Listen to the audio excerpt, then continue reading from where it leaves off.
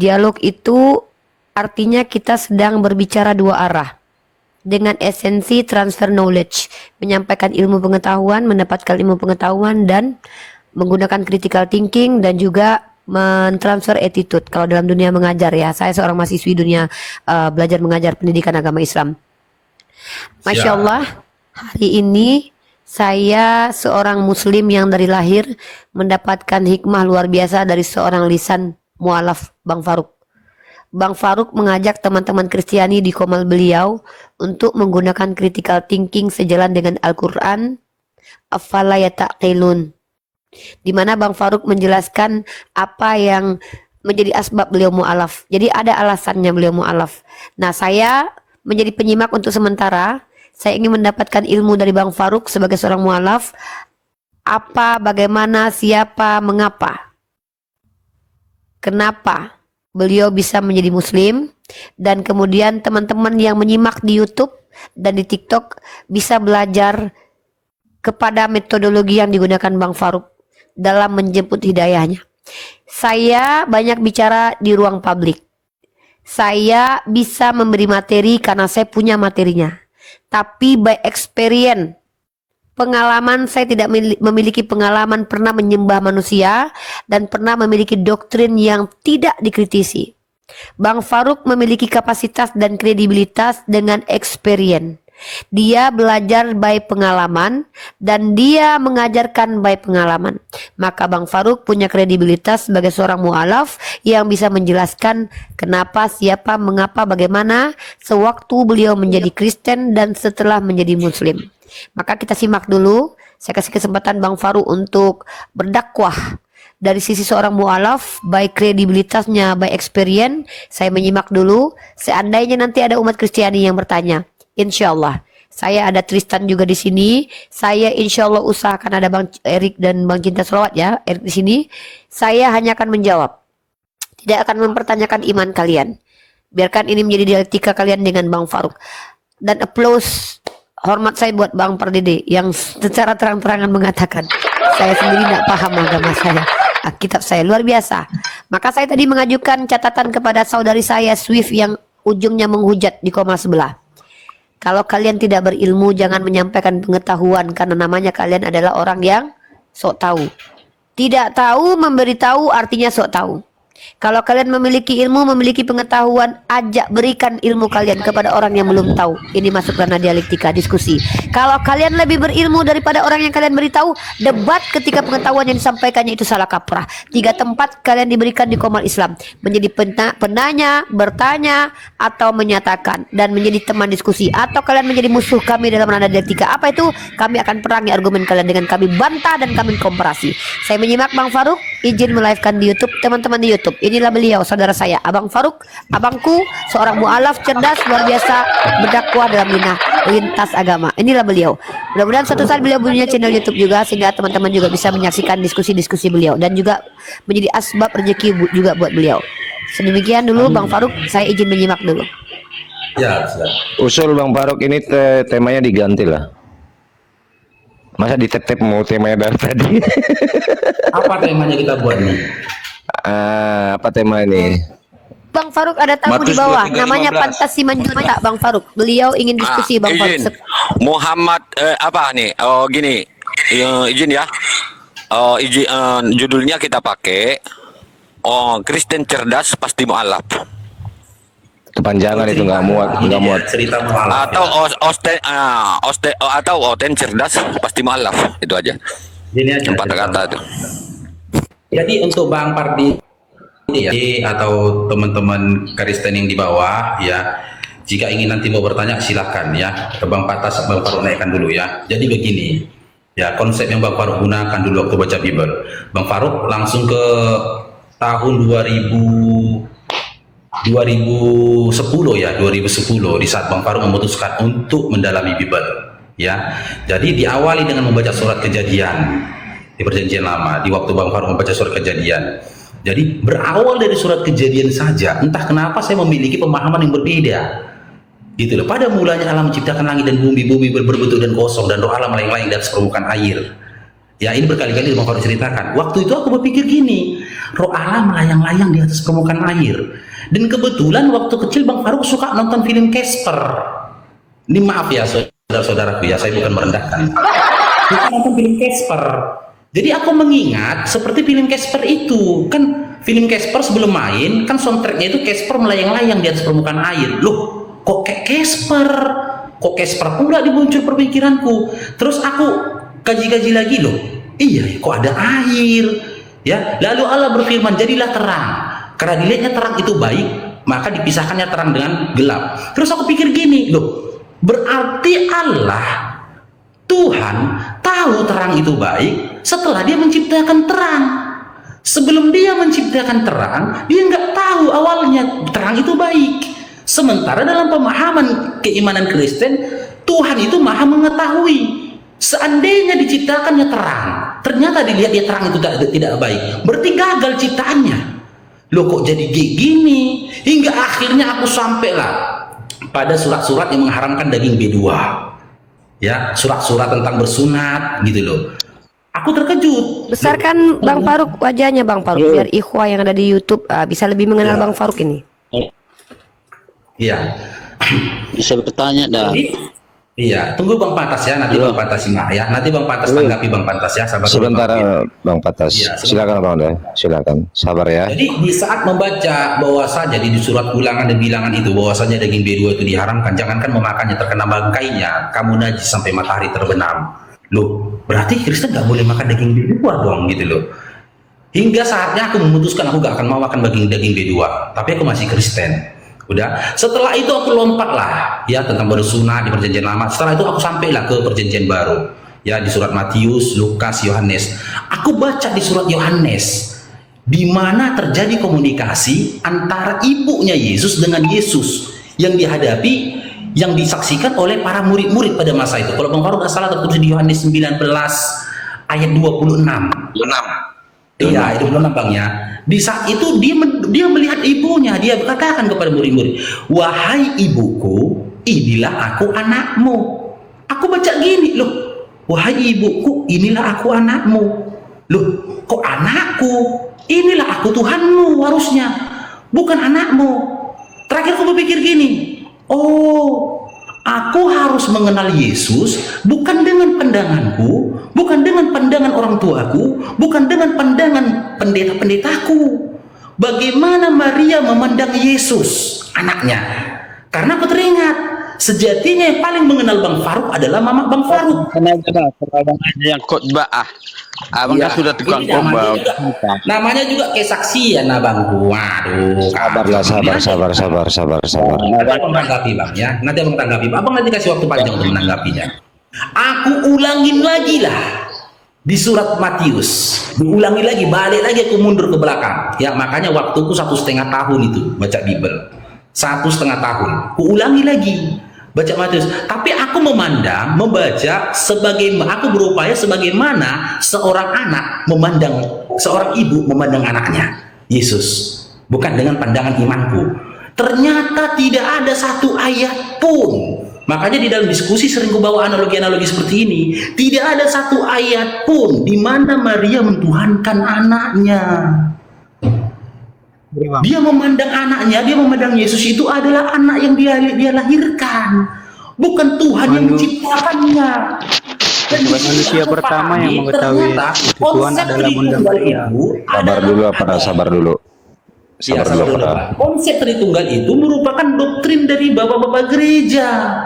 Gak ada rupanya Tritunggal, gak ada rupanya diperintahkan pergi ke gereja hari Minggu. Ingat dan kuduskanlah hari yang kudus itu, lakukanlah segala pekerjaanmu pada dalam hari, dan pada hari yang ketujuh itu adalah Sabat bagimu. Sabat, aku cari tahu apa itu Sabat, ternyata Sabtu.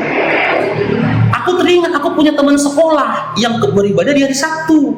Kudatangin dia berdiskusi tentang agama. Ternyata ada teman Kristen yang tidak mentuhankan Yesus. Aku berdiskusi sama dia tentang ketuhanan Yesus. Aku mendapat pemahaman dari dia. Begini gitu loh. Jadi setelah aku selesai membaca, setelah aku selesai membaca bacaan Bibelku, kan gitu, aku memahami beberapa hal. Yang pertama, Ya, yang pertama, ternyata apa yang ditulis apa yang disampaikan di dalam perjanjian lama itu bertolak belakang dengan apa yang disampaikan dalam perjanjian baru. Yang kedua, apa yang disampaikan oleh Yesus bertolak belakang dengan apa yang disampaikan oleh Paulus. Contoh seperti di Kisah Para Rasul 11 ayat 19 sampai dengan 26. Di situ aku terkejut. Ternyata ya kali pertama Kristen disebut itu Paulus. Yesus nggak pernah menyebut iman Kristen. Makanya setelah aku baca Bible, aku tak pernah bilang lagi sama orang aku Kristen, tapi aku nggak bilang aku Islam ya, enggak, karena waktu itu aku belum meyakini iman Islam itu agama yang benar. Cuman kalau di aku pribadi, aku mau mencari tahu Bapak ini di mana, karena Bapak yang telah mengutus Yesus. Yohanes 5:30, Yohanes 17 ayat 3. Yesus ini utusan, ini utus siapa? Bapaknya. Lukas 6 ayat 12, di mana Yesus itu berdoa kepada Allah, gitu loh. Dia meminta kepada Allah. Dan Allah ini adalah Bapa.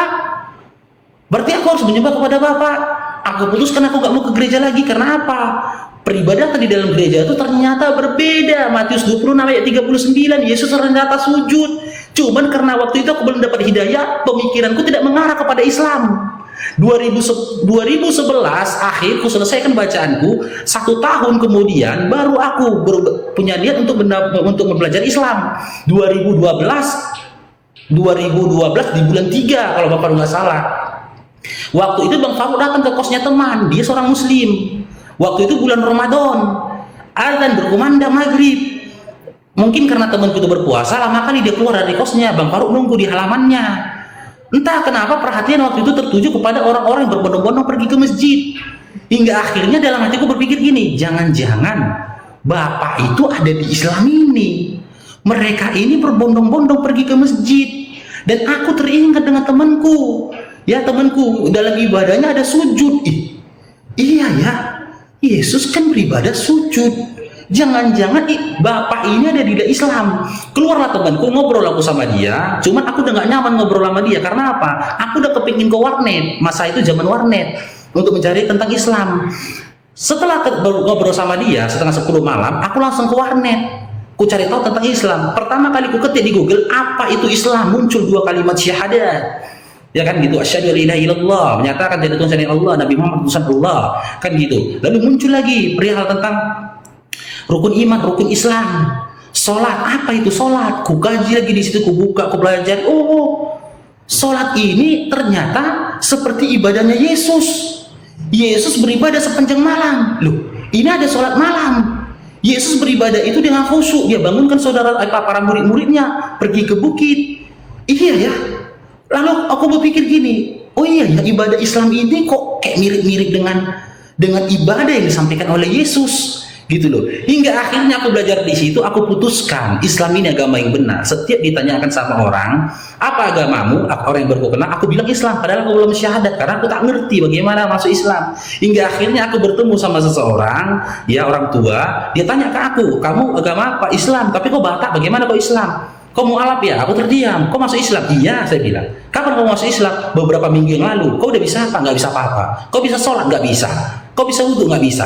Kalau gitu kau harus belajar dulu. Dia kasih saya kitab-kitab kecil. Saya pelajarilah kitab-kitab kecil hingga saya dapat satu tulisan surah Al-Ikhlas terjemahan. Katakanlah Muhammad, Tuhan itu Esa. Tuhan Esa. Seandainya ya Bapak ini Esa. Esa dia dalam segala hal. Dia bukan manusia yang diutus ke manusia di dunia, itu adalah utusannya. Dia tetap dengan keesaan ketuhanannya. Apa yang akan terjadi ya? Oh, nggak apa-apa. Lebih nyaman lagi ternyata hati ini, pikiran ini memahami tentang keesaan Allah daripada aku memahami tentang Roh Kudus adalah Allah, Bapa adalah Allah, Yesus adalah Allah. Cocok juga ya. Lam yalid wa lam yulad, tidak beranak dan tidak dipangakan. Iya juga ya. Contohlah andaikan Yesus itu kan Tuhan. Dia diperanakan oleh Maryam, berarti mama Tuhan ada, opung Tuhan ada, saudara Tuhan ada. Nggak adil dong Tuhan. Kenapa dia harus melalui rahim Maria keluarnya? Kenapa nggak melalui rahim mamaku? Kalau rahim mamaku enak, aku punya sepupu Tuhan, kan gitu. Aku punya aparat Tuhan, bapak gua Tuhan, ya kan gitu. Atau bapak udah Tuhan. Tiada yang setara dengan dia. Dan tiada yang walam yakullahu kufuwan ahad, dan tiada yang setara dengan dia. Lalu aku mulai bermain dengan logikaku, kan gitu. Aku dulu menghayalkan sosok Tuhan itu dengan dia bilang Pak ini ya, Aku bermain dengan logikaku, ya kan? Jika sosok Tuhan itu adalah Tuhan Yesus yang ada di rumah kami gambarnya, di rumah opungku gambarnya, di rumah tanteku gambarnya, di rumah inang mudaku gambarnya, Tuhan itu tidak bisa menunjukkan eksistensinya. Karena apa? Buktinya berbeda-beda.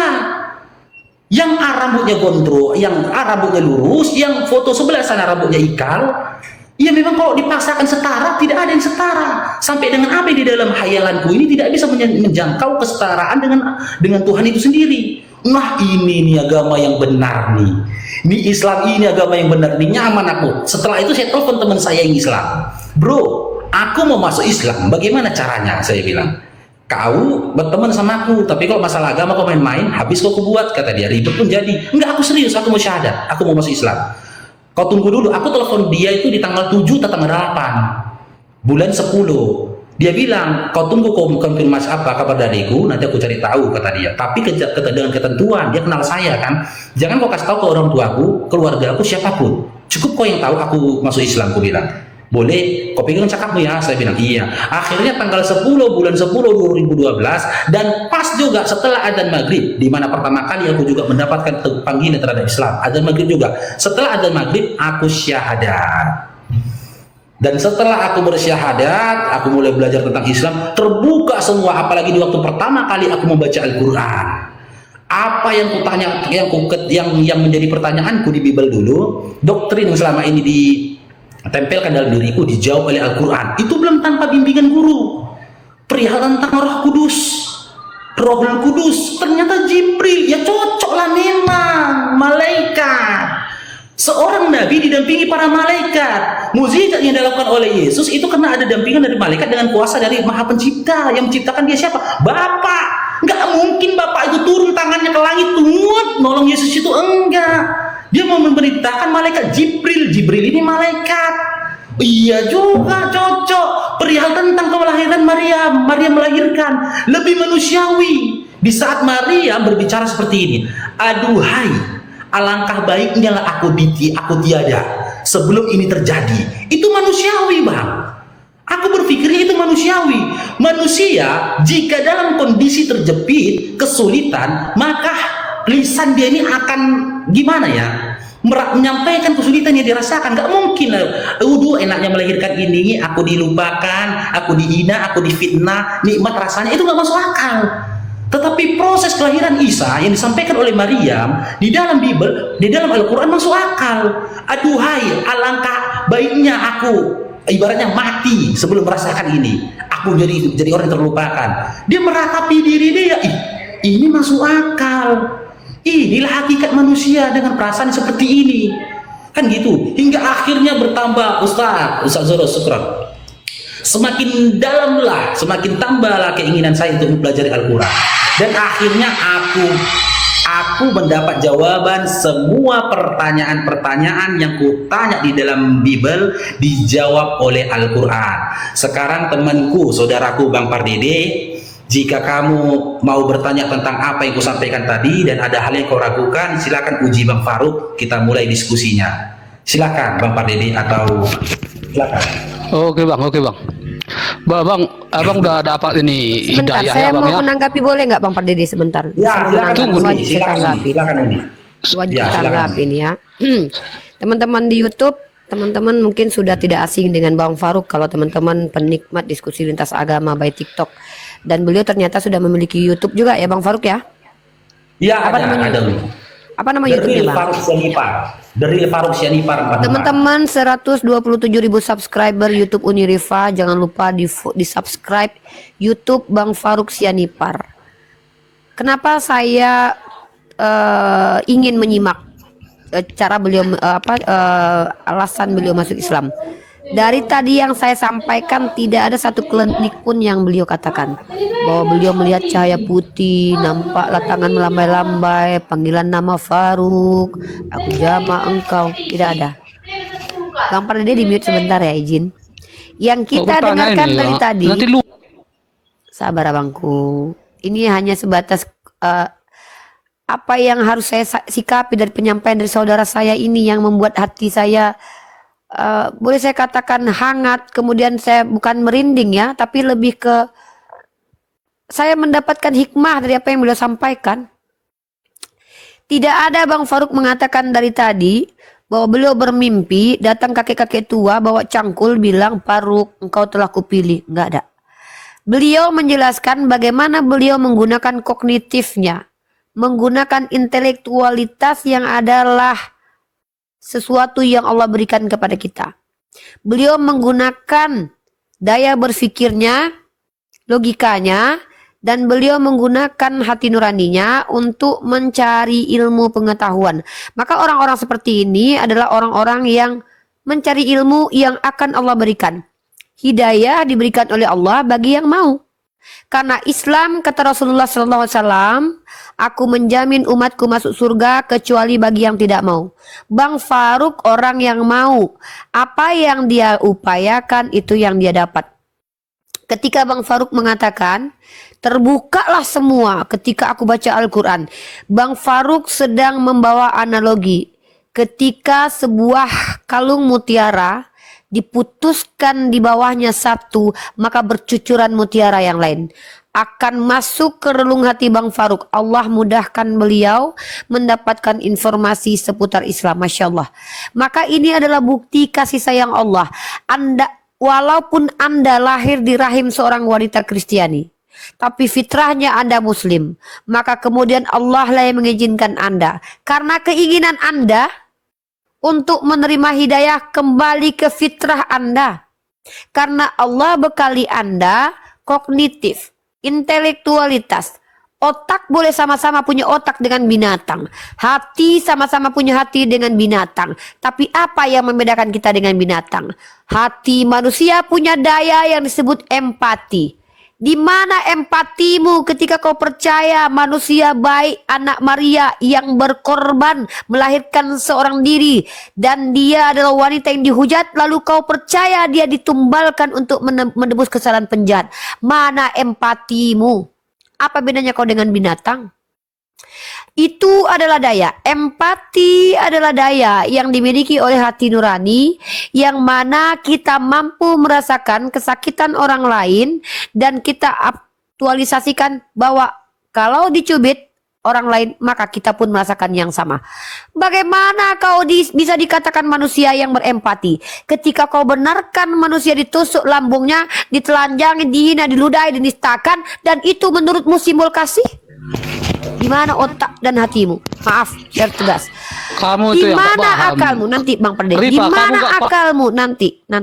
Di mana akalmu? Saya sedang bicara dari sisi manusia, bukan dari sisi teologis. Saya bicara kepada orang-orang yang memiliki hati nurani dan saya mempertanyakan, di mana otak? Kalau kau punya otak punya. Di mana akalmu? Ketika kau katakan Tuhan itu satu, tapi ternyata ketika ditanya siapa Tuhanmu, kau menjawab 3 pribadi. Maka Islam adalah ajaran yang tidak bertentangan dengan hati nurani, tidak bertentangan dengan logika. Kalau kau seandainya adalah orang yang ketika sampai kebenaran kepadamu, apa itu kebenaran? Kebenaran adalah segala sesuatu yang bersesuaian antara klaim dengan realitas. Ketika telah kau terima kebenaran dengan logika, ketika kau terima kebenaran dengan hati nuranimu, lalu ternyata masuk ke logika, masuk ke hati, kau tolak. Kau masuk ke dalam istilah kafir, kafara, menutup diri, menolak. Maka ketika kau dicampakkan ke neraka jahanam, kau tak punya alasan lagi untuk berkata kepada Allah, ya Allah, kenapa aku dibiarkan lahir dari ibuku yang Kristen? Bukankah aku telah dapat agama ini turun temurun? Maka ketika nanti orang-orang seperti Bang Zuma, Bang Faruk datang, dihadapkan kepada kalian, dusta ya Allah, kami telah sampaikan dan dia percaya bahwa itu kebenaran di hatinya, tapi dia menolak karena dia takut kehilangan harta, takut karena duniawi, atau karena memang benci kepada Islam tanpa alasan. Maka saya meminta kepada kalian teman-temanku umat Kristiani, boleh kritisi pemaparan Bang Faruk, boleh bantah argumen saya, tapi tolong bawa data, karena kami berharap bisa diskusi dengan Roh Kudus kalian. Terima Iya, kasih. ini Silakan Rifa. Bang Perdede. Ini Bang Faruk udah dapat hidayah. Kami mau juga dapat hidayah gitu nih. Makanya kami mau nanya si Faruk, Faruk gitu. Silakan. Silakan. Nah, gini Bang Faruk ya. Kalau kami bang udah jelas bang, mau dari mana mau kemana kan itu kalau di kitab kami. Dan kami mau mengenal Allah itu bang Faruk. Kenalkanlah dari Al-Quran gitu.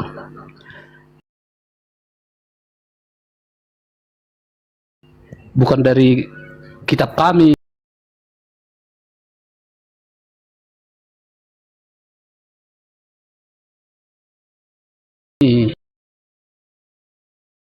Pertanyakan itu.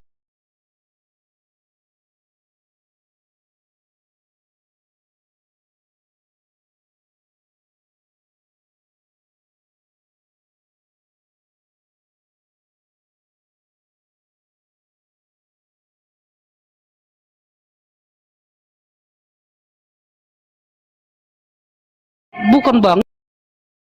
Ini kan Bang Faruk Enggak, kan ini sedang ganti tema, mendapat ganti hidayah. tema. Kami mau Iya, ini dapat hidayah juga. Gitu. Jadi Gini kami lah, yang ya. terganjal di hati kami ini mau kami tanya ini. Jelas Iya, nanti apa enggak dijawab, ini? nanti dijawab. Enggak, ini aku usul Supaya sama kami- Bang Faruk ini agar temanya diganti dengan Tuhan bukan utusan gitu. Ya. Oke, jawab.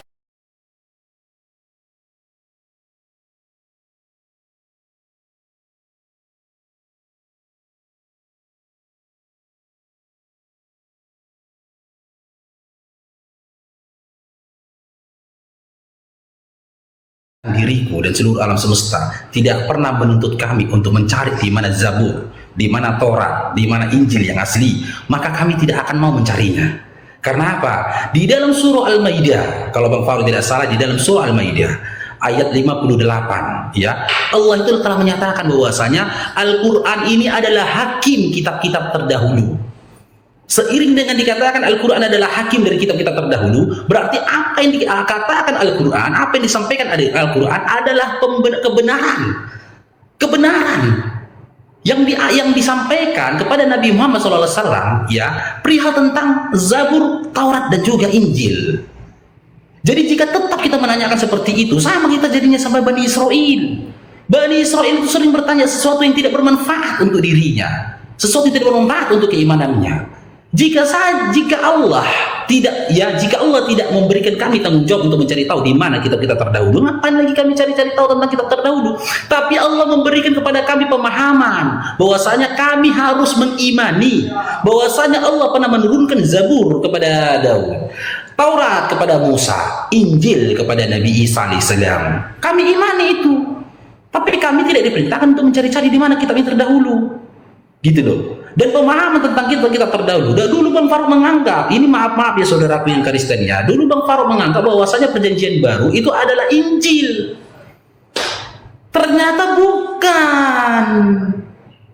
Bukan. Injil itu disampaikan kepada Nabi Isa alaihissalam. Karena disampaikan kepada Nabi Isa alaihissalam, maka seharusnya ya kronologis dan kejadiannya sama seperti Nabi Muhammad SAW. Kitab itu sudah ada di waktu Nabi itu ada di atas bumi ini. Bukan kitab itu ada setelah beberapa abad nabinya itu diangkat ke langit. Di situ tertolaknya. Makanya dulu Bang Faruk ini, maaf ya teman-teman Kristen ya, Bang Faruk menolak. Di situ mulai pelan-pelan doktrin itu terkikis gitu loh. Dengan apa? Dengan Al-Quran. Pelan-pelan Bang Faruk udah mulai menolak. Ternyata bukan itu Injil. Tapi jika teman-teman Kristen mengimani semua apa yang tertulis dalam Bible itu adalah Injil, silahkan. Tapi di saat kita uji nanti perihal surah-surah dan ayat di dalam Bible, kalian sendiri pasti bingung. Beberapa sudah lawan diskusi Bang Faruk di sini. Saya bawa tentang isi dalam perjanjian baru. Mereka sendiri mengatakan, aku bingung. Kami nggak boleh baca Bible. Kami diperintahkan baca Bible itu harus berdoa dan meminta jamaah dari Roh Kudus. Itu doktrin. Kenapa? Jika ditanya ada nggak ayat yang menyampaikan seperti itu, tidak ada. Doktrin itulah yang berupaya untuk kalian ya. Untuk kalian lepas dari doktrin. Kalian tidak diizinkan untuk memahami Bible ya dengan akal kalian yang sehat. Coba lepaskan itu semua. Apa yang akan terjadi? Bang Faruk akan lompat dari lantai 37 jika kalian setelah membaca Bible melepaskan doktrin-doktrin itu tadi, bahwasanya Yesus Tuhan, bahwa Yesus mati di kayu salib, bahwasanya Yesus itu begini, Roh Kudus itu Tuhan, Bapa itu Tuhan, gitu loh. Yesus itu Allah. Kalian lepaskan doktrin itu, setelah itu kalian baca Bible. Jika setelah baca Bible di saat kalian melepaskan doktrin itu, kalian baca Bible kalian gila, Bang Faruk lompat dari lantai 37. Enggak akan berpengaruh kepada kejiwaan kalian. Tetapi jika doktrin itu masih menempel pada diri kalian, akan berpengaruh kepada kejiwaan kalian. Karena yang aku sampaikan ini adalah pengalamanku. Ini Uni Rifa ya. Mungkin Uni Rifa belum pernah dengar ini ya. Dulu Bang Faruk sebelum berupaya melawan doktrin di dalam diri Bang Faruk itu, saya sempat berpikir untuk bunuh diri. Terus terang aku bilang, di 2009 akhir aku sempat memutuskan ingin bunuh diri. Aku mau bertemu kepada Bapak, habis udah nggak benar lagi semua ini, gitu loh. Hingga akhirnya seperti diri ini mengalah sama keadaan, gitu loh. Karena apa? Di waktu saya baca Bible, saya debat, saya diskusi kepada orang tua, kepada saudara, kepada pendeta, sampai ada teman saya pendeta, saya teleponan sama dia berbulan-bulan, dia nggak bisa menjawab, dan sampai detik ini dia nggak berani lagi angkat telepon dari Bang Faruk. Sampai saya pernah dibawa orang tua saya ke dukun, katanya saya diganggu oleh setan, makanya pemikiran saya seperti ini, liar tentang Bible katanya. Dibawa saya ke dukun, gitu loh. Hingga akhirnya saya berpikir gini, coba ku lepaskan dalam pemikiranku, ingatanku, Yesus itu adalah Bapa, Yesus itu adalah Allah, Roh Kudus itu Allah, Bapa itu adalah Allah. Coba ku lepaskan pelan-pelan, ku lepaskan dalam pikiranku, gitu loh. Ku mindset diriku sendiri. Ternyata aku jadi sadar, jadi waras, gitu loh. Tak ada beban lagi dalam pikiranku, gitu. Ya, coba. Makanya Bang Faruk mau bertanya ini. Makanya Bang, kita mau nanya kan? Iya, silakan tanya. Abang udah ketemu jalan itu. Jadi ya pingin juga kita tahu, wah gimana tentang penciptaan, kemana kita akhirnya nanti. Yang tertulis dalam Quran Bang, bukan yang lama gitu. Kalau yang kitab yang kami pegang itu kan tidak perlu kalian bahas lagi soalnya. Udah ada yang sempurna, ngapain lagi bahas-bahas kitab kami Bang? Begitu. Bahaslah, terangkanlah yang dalam kitab yang udah sempurna itu, biar kita ini semua tercerahkan gitu. Kalau yang dari kitab kami ini kan kau bahas-bahas di situ kan apa lagi? Sama juga kan itu. Apa mereka dengar? Kalau bisa kan dari Quran kita dibahasnya baru dengar. Kalau kitab-kitab yang lain itu udah ketemu lagi ya gak usah kita cari, tapi dari Quran kita carinya semua kan. Udah di sana semua sempurna kan itu. Oke. Orang kitab-kitab yang lain ada lagi, mau gimana lagi kita bilang. Oke. Gini lah. Menurut Lae, yang menciptakan Lae siapa? Allah atau Yesus? Lae seperti ini. Siapa yang menurut menciptakan Lae? Allah. Iya, Allah atau menurut Yesus? Menurut aku. Oke, iya. Menciptakan manusia ya Tuhan kami. Menurut aku Iya, Tuhan Lae siapa? Siapa Tuhan Lae yang menciptakan Lae? Tuhan Yesus Kristus. Oke, mari kita lakukan perbandingan. Apa kata Al-Quran di saat Lae di dalam rahim? Apa kata Bible di saat Lae di dalam rahim? Jika memang Yesus, kan Lae yakini ya, isi Bible itu adalah perkataan Yesus, firman Tuhan kan? Maka otomatis jika isi Bible itu adalah firman Tuhan, kan gitu, maka apa yang tertulis dalam Biblemu itu di saat dia menceritakan tentang ciptaannya itu akan perfect dan menceritakan tentang ciptaannya. Dimulai dari di saat Lae di dalam rahim. Apa kata Bible saat Lae di dalam rahim? Apa kata Al-Quran saat Lae di dalam rahim? Mana? Ayo kita lakukan perbandingan. Jangankan salah, seandainya tidak tertuliskan dan tidak tersampaikan, maka akan ada sebuah pertanyaan, bagaimana bisa sang pencipta itu tidak memperkenalkan dirinya, tidak menunjukkan kekuasaannya, tidak bisa bercerita tentang ciptaannya secara detail, padahal dia sejatinya aku adalah ciptaannya. Kalau di dalam Al-Quran dijelaskan lah bagaimana itu berawal dari embrio, menjadi segumpal darah itu menjadi segumpal daging itu diliput oleh tulang itu diliput oleh daging, maka jadilah kamu makhluk yang lain, kata Al-Quran. Sempurna Al-Quran menceritakannya. Dulu aku baca itu tercengang aku dalam Al-Quran. Macam mana pula ini Nabi Muhammad bisa menyampaikan ini di dalam rahim di dalam perut, udah aku cari-cari tahu kebenaran tentang manusia di dalam rahim itu, perkembangan embrio di dalam rahim itu tadi. Benar ternyata. Yuk, luar biasa ini. Luar biasa Al-Quran ini yang benar dari Allah ini. Ini dari Tuhan. Coba lekaji, ada nggak lekaji di dalam Bible? Nggak ada. Bahkan ini aku putuskan ini Rifa ya, aku ambil benang merahnya ya dulu aku. Saking bernafsunya Paulus untuk mentuhankan Yesus, sampai-sampai Paulus lupa menuliskan di dalam Perjanjian Lama dan Perjanjian Baru bagaimana surga dan bagaimana neraka. Karena isi dalam Perjanjian Baru, Paulus berupaya untuk mentuhankan Yesus Tuhan, Yesus Tuhan, Yesus Tuhan, Yesus Tuhan. Kemana ujungnya kalau kita cuma beriman Yesus Tuhan, Yesus Tuhan, Yesus Tuhan? Sama dengan Bang Faruk di sini, kalau disampaikan sama pimpinan kerja. Tapi pimpinan nggak pernah bercerita tentang dapat gaji. Ya capek aja, nggak ada hasil yang nggak ada. Begitu juga dengan keimanan naik. Kalau ujung-ujungnya sedikit Yesus Tuhan, Yesus Tuhan, Yesus Tuhan, Yesus Tuhan, Yesus Tuhan. Tapi di saat kita mentuhankan Yesus, apa yang kita dapat? Surga. Bagaimana Yesus menceritakan tentang surga? Bagaimana gambaran surga? Sedangkan kita sebelum masuk sebuah perusahaan untuk bekerja, kita akan dikasih gambaran berapa gaji kita satu bulan. 3 juta kah? 5 juta kah? Begitu juga dengan iman Kristen. Kalian nggak dikasih gambaran bagaimana kalian dengan iman Yesus, kalian dapat jannah atau surga. Apa yang kalian dapatkan di surga? Ada diceritakan dengan detail? Tidak ada. Kalau di Al-Quran, di Islam diceritakan, disampaikan gambaran surga bagaimana. Kau akan begini. Kenikmatan yang kekal. Gitu loh. Segala kemudahan. Gitu loh. Begitu Leku, Lepar Dede. Silakan Leku. Ya, ceritakan dulu Bang tentang kenikmatan yang di surga yang Abang ceritakan itu dulu. Ceritakan dulu Bang. Dari Al-Quran Bang ya. Ya, jadi kenikmatan itu entah gimana, ceritakan Bang. Kenikmatan di dalam surga, salah satu kenikmatan di dalam surga, kelak kami akan dipertemukan dengan orang yang kami cintai. Seorang ayah bertemu dengan ibunya, seorang suami akan bertemu dengan istrinya kembali, seorang anak akan bertemu dengan orang tuanya. Itu kenikmatan mendasar sebagai seorang manusia. Karena apa? Saya sudah berkeluarga, saya punya anak. Ya, di saat saya tak bertemu dengan anak saya satu hari saja, itu sudah membuat hidup saya menderita. Meskipun aku tidur di hotel yang mewah, tapi aku tidak bertemu dengan anakku, aku sudah cukup menderita. Maka kenikmatan dasar adalah aku bertemu dengan anakku. Gitu loh. Meskipun aku dikasih makanan mewah, tapi aku tidak diizinkan bertemu dengan anakku satu hari saja, itu tidak sudah membuatku menderita. Sekarang aku tanya sama Lai, ada nggak di dalam Bible dikatakan Lai akan bertemu atau berkumpul dengan istri dan anak-anakmu di surga nanti? Silahkan, di mana tertulis?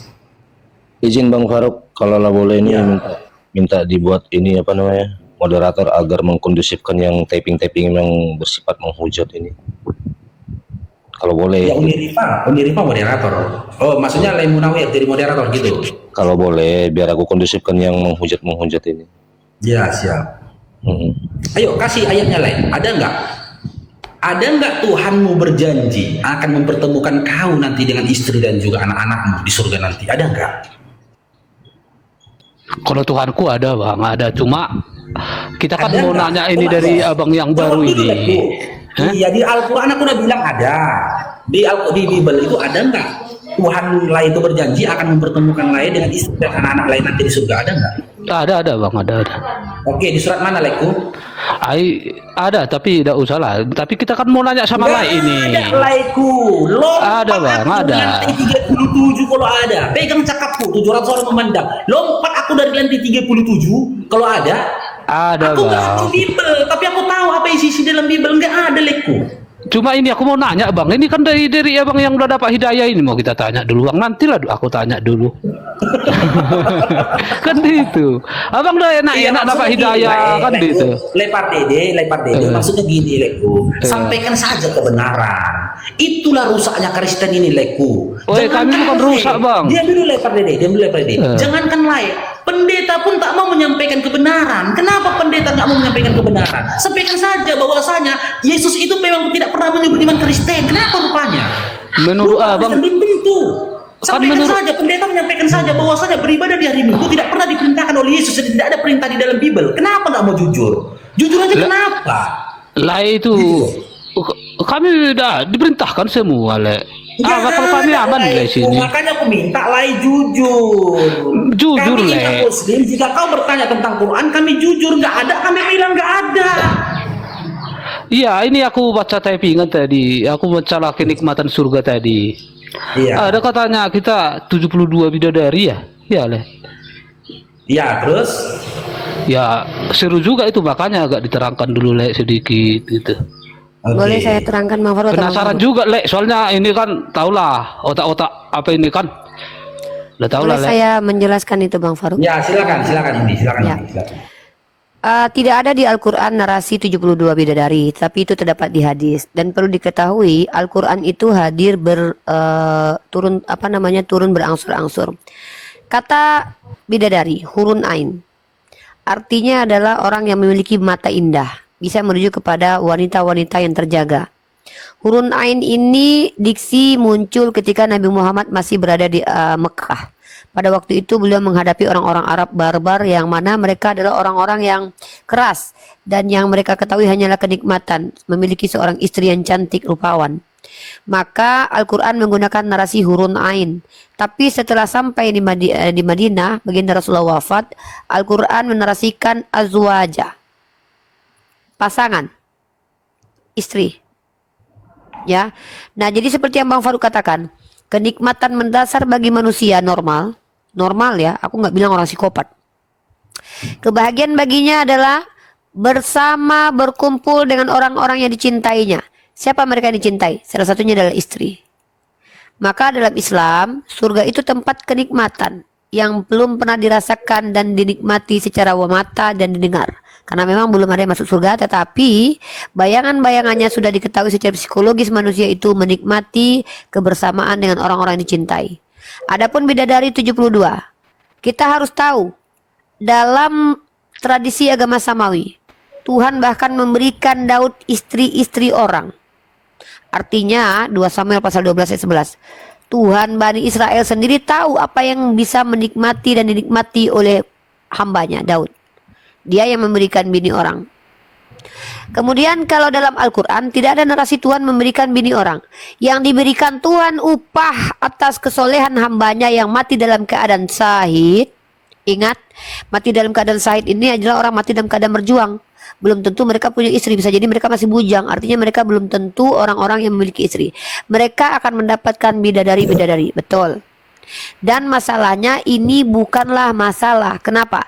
Karena dalam iman Kristiani pun dalam kitab terjemahan kalian, Tuhan kalian memberikan kenikmatan kepada Daud, istri-istri orang. Maka Kristen tidak bisa menghakimi pemberian Tuhan terkait bidadari 72 orang. Karena ini adalah hadiah buat mereka-mereka yang mati dalam keadaan syahid. Dan kalau kalian mati dalam keadaan biasa berharap bidadari, apa layaknya kalian mendapatkan bidadari? Belum tentu kalian dapat bidadari, belum tentu juga kalian masuk surga. Karena masuk surga itu syaratnya dalam surah Al-Baqarah ayat 25, wa basyiril ladzina amanu wa amilus sholihat.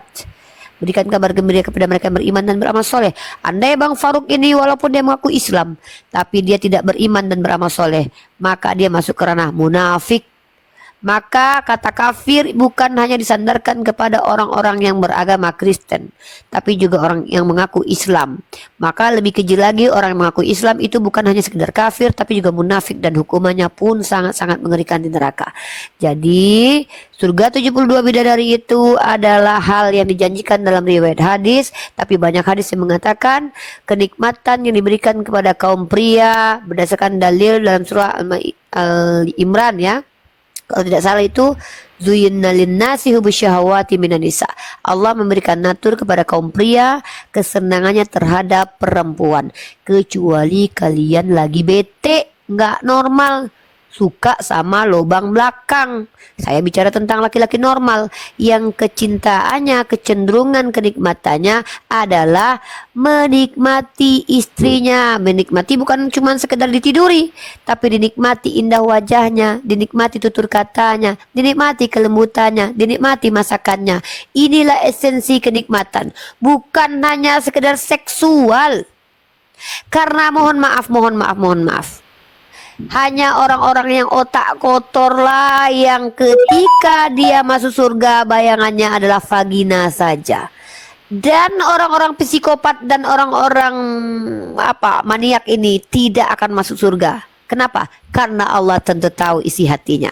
Makanya dalam Islam itu yang mengizinkan seseorang masuk surga atau neraka hanya Allah. Karena Allah yang tahu ini orang otaknya kotor atau enggak nih. Bukan saya, bukan Anda. Jadi kembali lagi, kenikmatan surga adalah apa yang dinikmati oleh manusia sesuai naturnya. Dalam Al-Quran sudah dijelaskan, Zuyina linnasi syahwati minan nisa wal banina, ya, nisa dan anak-anak. Bang Faruk sudah katakan bahwa kenikmatan dasar dalam sisi psikologi laki-laki istri dan anak, kecuali kalian tidak normal. Ya, silakan ditanggapi. Ya, silakan Bang Faruk. Uni, Bang Faruk izin sholat zuhur dulu nih ya. Siap, Mempersiapkan. gantian kita Bang Faruk. Ya, Ya, siap. silakan Bang Faruk. Assalamualaikum warahmatullahi wabarakatuh, Abang Anda, Bang Perlindungan. Waalaikumsalam warahmatullahi wabarakatuh. Sedikit menambahkan untuk teman-teman maupun saudara-saudara Kristen, baik yang di atas maupun yang di bawah ya. Saya cuma mau sampaikan begini. Kami itu tidak pernah membenci teman-teman Kristen. Kami hadir di sini hanya ingin menjelaskan dan menerangkan bahwasannya Yesus yang dituhankan oleh saudara-saudara Kristen adalah nabi yang kami cintai dan kami hormati, dan kami di sini mengambil sikap maupun tindakan untuk membela Yesus itu. Karena apa? Secara saya pribadi, di mana saya sangat teriris dan sedih karena Isa Al-Masih atau Yeshua HaMasyiah ini sangat dihinakan. Makanya kami di sini ingin membela hak daripada Yesus itu. Dan kami tidak ada pernah sedikit pun memiliki kebencian terhadap Yesus itu. Begitu saudaraku semuanya. Silakan. Bang Munawir, ini kok membela Yesus Bang? Dari mana tahu Yesus Bang? Ya karena Yesus itu merupakan nabi yang kami cintai. Di mana Bang tahu tuh Yesus nabi kalian Bang? Ya, itu Isa Al-Masih, Yeshua HaMasyiah dengan Yesus adalah orang sama. Isa dengan Yesus itu berbeda Bang. Oke, Berbeda, coba Bang. jelaskan sama aku di mana perbedaannya. Sangat jauh berbeda Bang. Oke, boleh Iya. silakan. Menurut sudut pandang Leper Dede, silahkan di mana letak perbedaannya? Karena yang aku tahu maupun di Al-Quran ataupun di Bible menerangkan dengan jelas ibunya sama, cara lahirnya sama, dan tempat lahirnya juga sama. Lalu di mana perbedaan?